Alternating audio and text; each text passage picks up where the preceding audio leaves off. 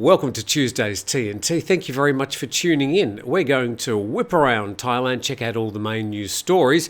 Now, if you haven't already done so, please subscribe to the channel.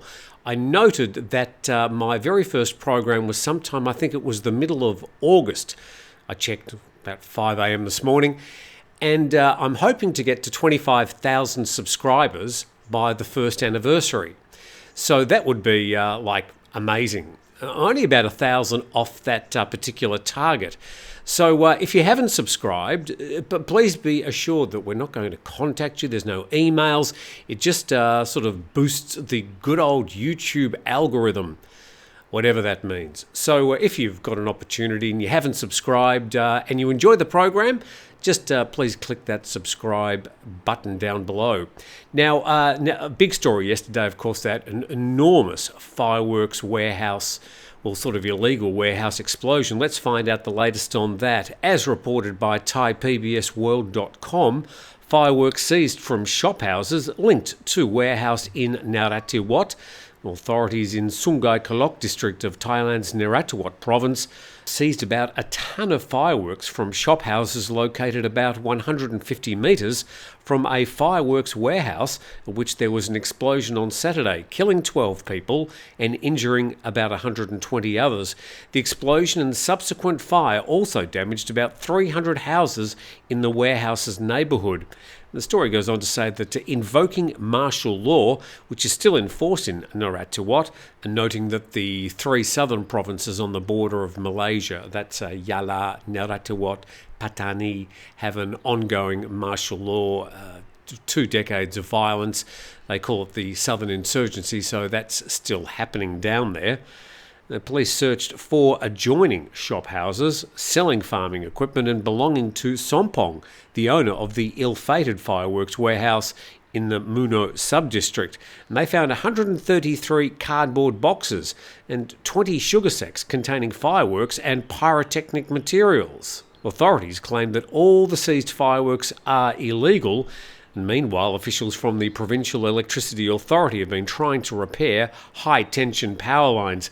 They say it will take some more time before power can be restored.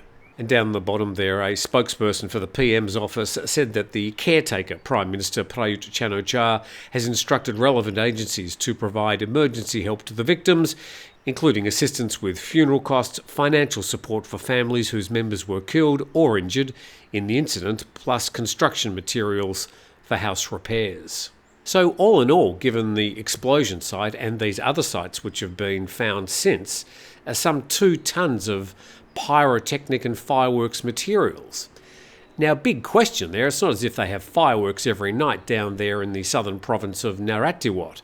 And is there any link to the insurgency?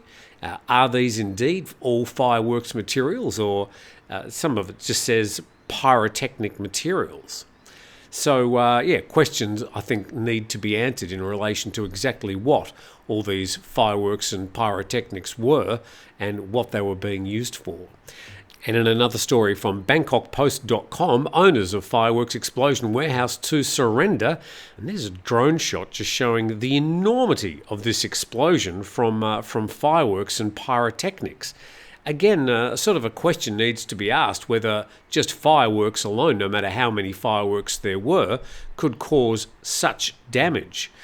And the couple who owned the warehouse, where a huge fireworks explosion killed 12 people and injured 121 others on Saturday, will surrender to police today.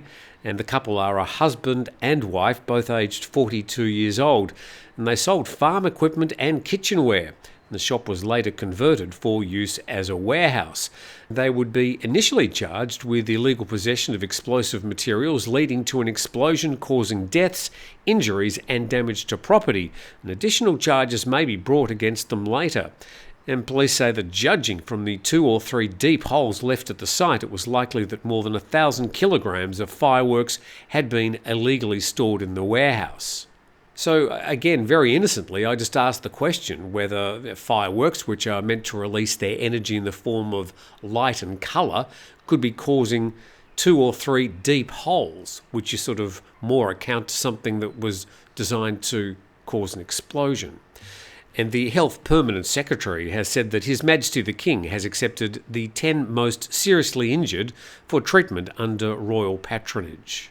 So both the government and the palace reacting to the situation down there in Narathiwat from that dreadful explosion on Saturday.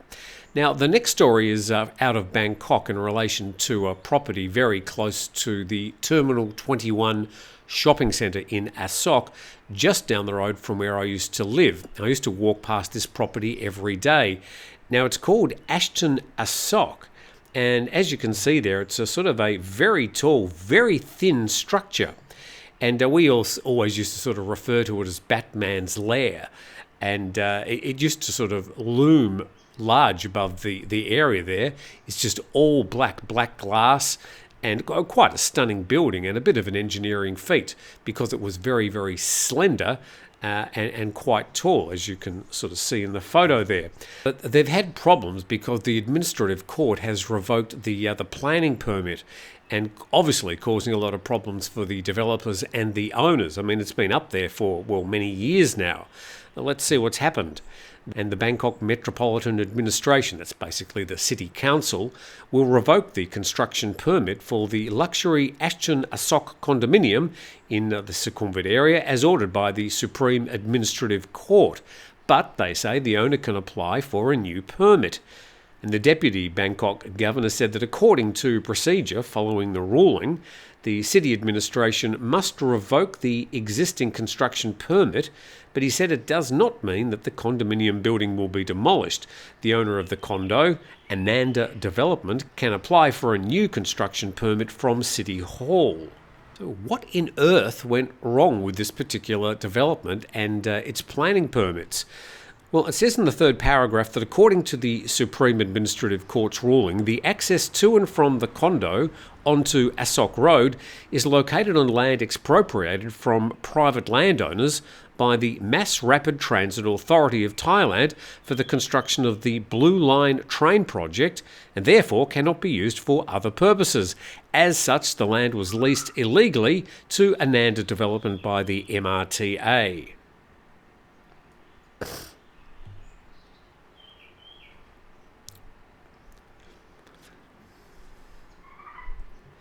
So it was an issue because you could see that this building, this tall, slender building, was surrounded by a lot of other buildings. And I always wondered as I walked past, how do you actually get into this place? But apparently they'd leased some access from the MRTA, but the Supreme Administrative Court said, well, no, that's not good enough. It was originally leased from a private owner. So let's see what's going to happen. The CEO of Ananda Development said he will seek separate meetings with Chat, who's the Bangkok governor, and the MRTA's governor this week for discussions over easing the impacts to the condominium project and residents. So I'm not sure if people can still get in and out of this property. I imagine they can, otherwise I'm sure that would have been reported. But if you've been to those that condo, if you know anybody who owns one, or indeed if you are one of the owners, send us an email at timnewtontoday@gmail.com. Be very interested to know about what you've heard about this particular situation. But again, causing problems for some of the owners, just showing that you need to do a lot more due diligence than usual to check everything before going ahead with any property transaction in Thailand. And I'd like to thank our sponsors, 5 Star Marine, for their ongoing support. Now, if you want to take a VIP, a private charter tour out into any of the islands, any of the areas around Phang Nga, you can sort of say, I want to go here, or I've seen this picture, can we go there? And they'll organise the whole tour for you, pick you up at your accommodation. And for all those services, there's a link in the description which will give TNT viewers a special discount.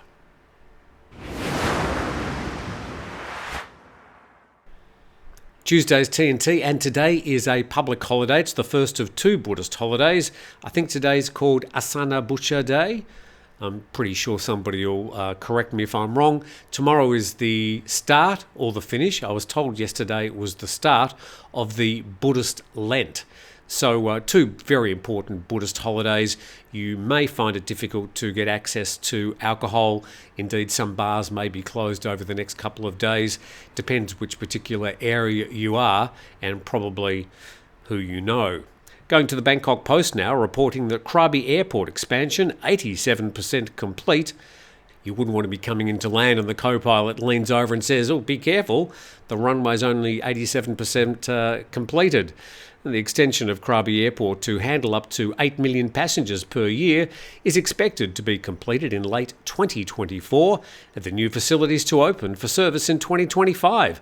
This from the Department of Airports. I think their correct name is the AOT, the Airports of Thailand. The project includes construction of a third passenger terminal and improvements to the two existing terminals and car parking building. And the work is now nearly 88% completed. And construction of a taxiway and upgrading of the airport electrical system is 58% complete.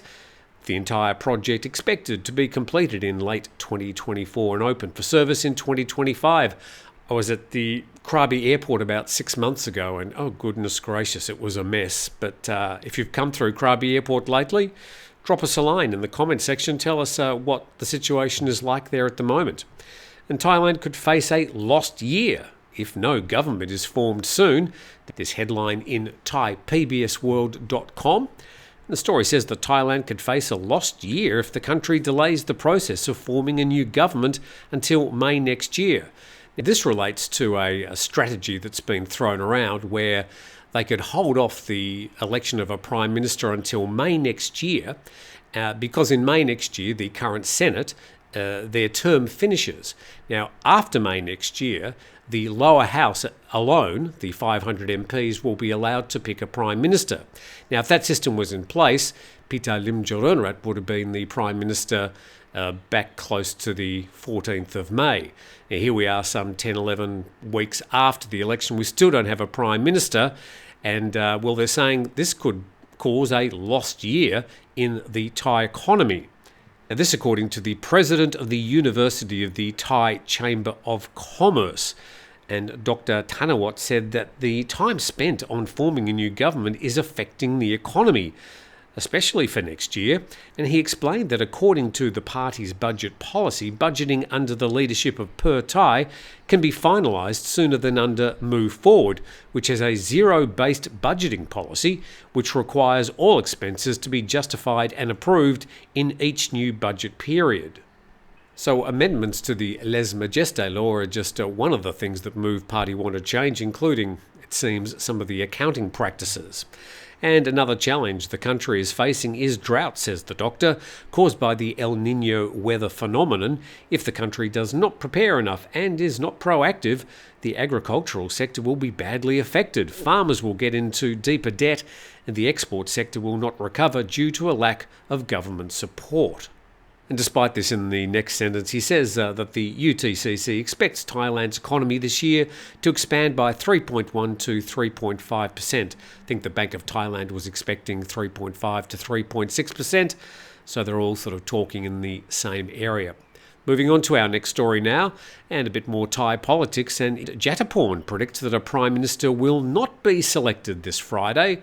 So the House Speaker has determined that this Friday is going to be the next opportunity for a joint sitting of the Parliament, the MPs and the Senate to sit down and elect a Prime Minister. But Jataporn doesn't think it'll happen. Who is he? Well, he's a former Red Shirt movement leader. He's also spent a bit of time in jail during his political career. He says the Per Thai party, which is now the core party in forming a new government, is expected to nominate Srettha Thavisin, one of its 3 prime ministerial candidates. In his Facebook post, however, Jataporn pointed out that Srettha agreed with the Move Forward policy to amend the Lèse Majesté law during the election campaign. He questioned how the Senate and MPs from the faction opposing the 8 coalition parties could justify voting in support of Srettha's candidacy after they rejected the candidacy of Move Forward party leader Pita Limjaroenrat when both candidates share similar views on amending the Lèse Majesté law. Oh dear. And he warned that before the joint sitting this Friday, a video clip of Srettha's election campaign remarks concerning the Lèse Majesté law and another controversial clip regarding a land deal will be posted on social media to undermine his candidacy. Just when you thought there was a ray of hope that they might be able to find a solution and cobble together some sort of government, looks like that's not going to be plain sailing.